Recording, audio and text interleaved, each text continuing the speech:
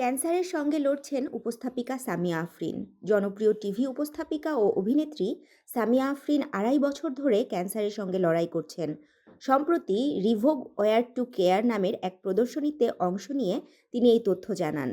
২০২২ সালের এপ্রিলে তার ক্যান্সার ধরা পড়ে। তখন তা ছিল চতুর্থ স্টেজে। কঠিন এই পরিস্থিতি মোকাবেলায় তিনি শুরু থেকেই মানসিক শক্তি ধরে রেখেছেন। তিনি জানান, সহানুভূতির বদলে আত্মবিশ্বাসী মনোভাব তাকে সুস্থ হতে সাহায্য করেছে। লাইফস্টাইল পরিবর্তনের মাধ্যমে এই রোগ প্রতিরোধ করা সম্ভব বলে মনে করেন সামিয়া।